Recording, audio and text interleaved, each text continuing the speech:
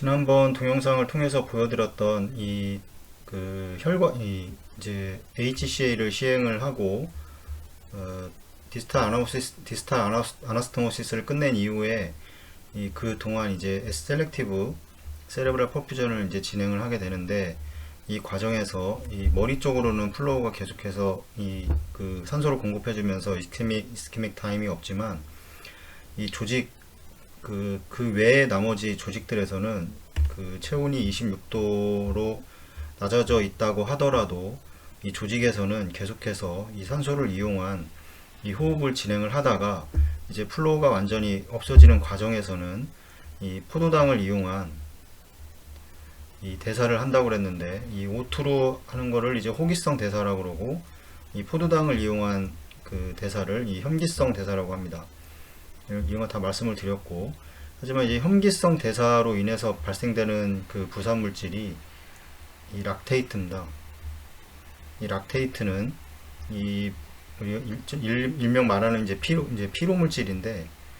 이게 혈중으로 방출이 되게 되면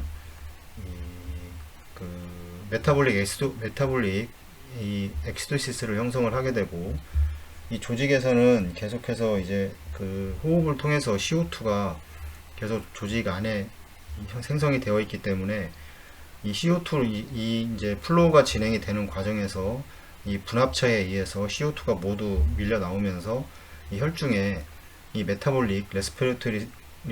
레스피레토리를 이제 일으키게 됩니다. 그래서 이 최초 플로우는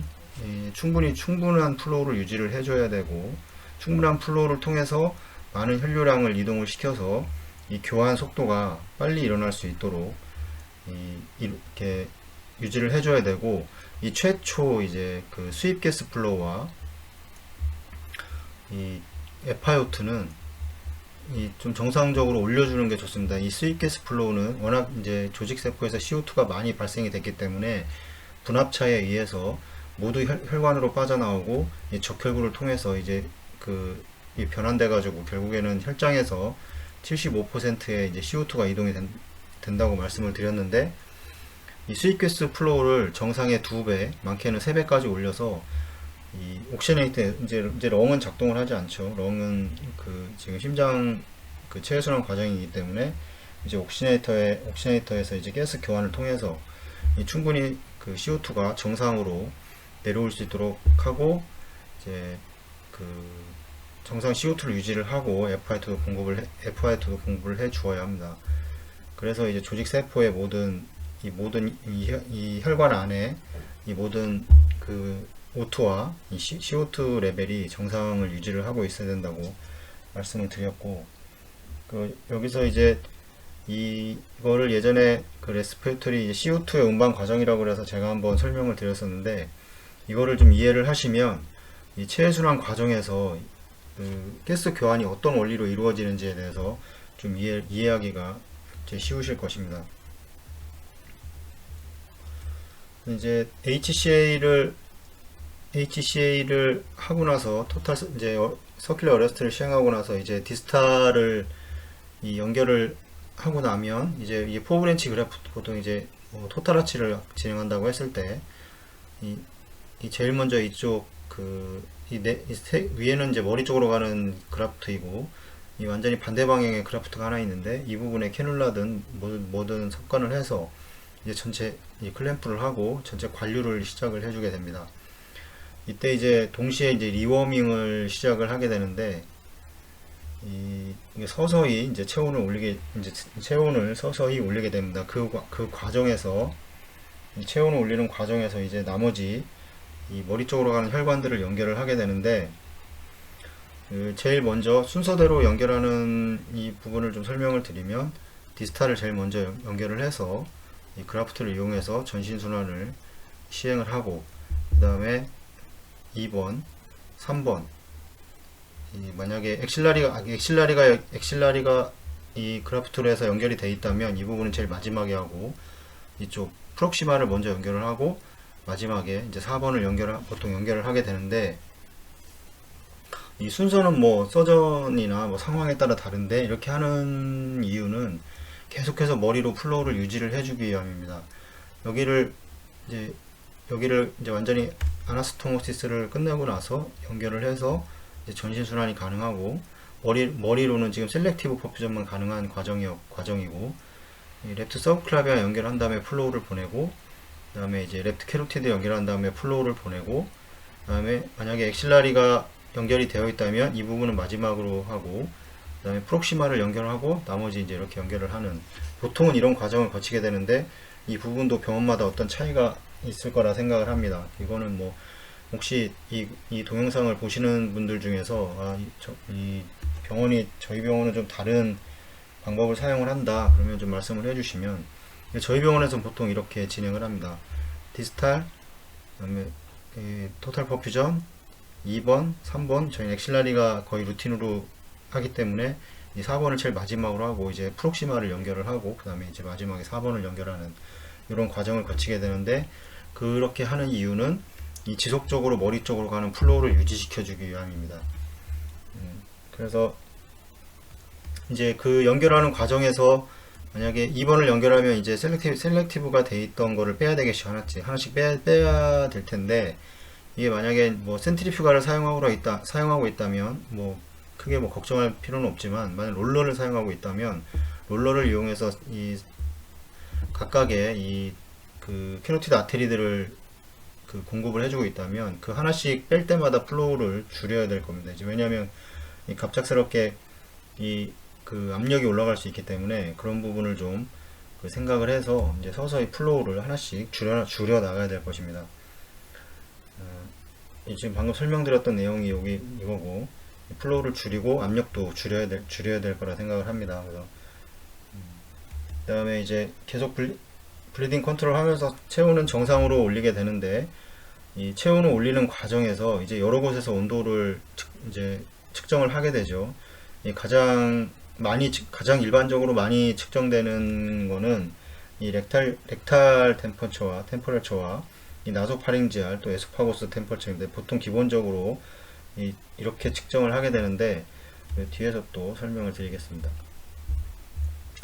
이거 우리가 일반적으로 알고 있는 것은 이제 뭐 코어 템퍼처와 이제 그 서페이스 템퍼처라고 얘기를 하는데, 이제 렉탈을 코어라고 보통 얘기를 하고,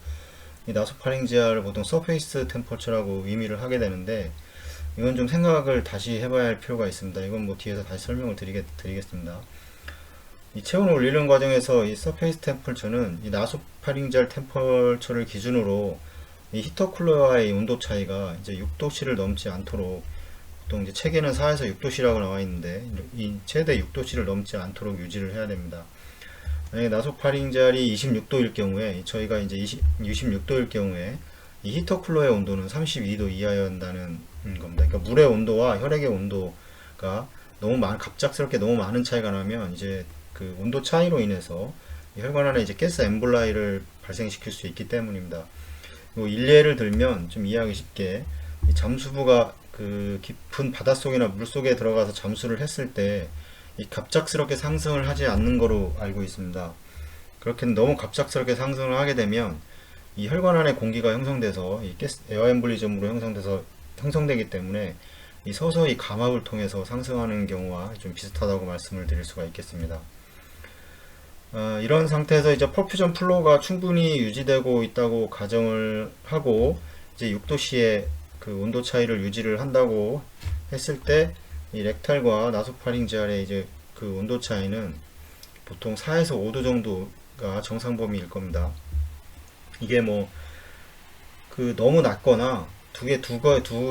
이 차이가 너무 높거나, 만약에 그 가장 정상적인 거는 이 나소파링지알은 거의 그 혈관 근처에 있기 때문에 가장 빨리 올라갑니다. 근데 렉탈 같은 경우는 빨리 올라가지 않죠. 근데 만약에 이게 역전돼서 이게 뭐 더 천천히 올라가고 이게 빨리 올라간다거나 뭐 두 개가 다 좀 문제가 있다 그러면, 이때는 이제 그 프랍의 그 온도계의 그 위치를 좀 확인을 할 필요가 있습니다. 그 위치를 확인을 해서 지금 적정하게 들어가 있는지, 아니면 괜찮은데 이게 뭐 렉툼이 너무 천천히 올라간다 그러면 뭐 덩치가 큰 사람이라던가 이 BSA가 이 큰 환자들은 이게 체온 자체가 더 마른 사람보다 더 천천히 올라가기 때문에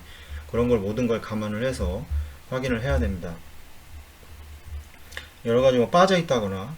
뭐 빠질 수 있는 경우도 종종 있고, 뭐 나소파링젤이 뭐 빠져 있는 경우도 종종 있고, 그다음에 뭐 이런 온도 차이를 통해서 어느 정도의 기준 온도 차이가 있습니다. 한 4에서 5도 정도 차이가 나면 정상적이라고 할 수 있는데, 뭐 둘 다 이렇게 천천히 올라가지만 4에서 5도를 유지를 한다면 괜찮겠지만, 이게 너무 다른 그 양상을 보일 때에는 지금 그 원인을 찾아서 꼭 해결을 해줘야 합니다. 그 체온 상승 과정에서 렉탈 이 온도계의 위치가 올바르지 않으면 이 체온 변화의 크기가 크지 않을 확률이 높고,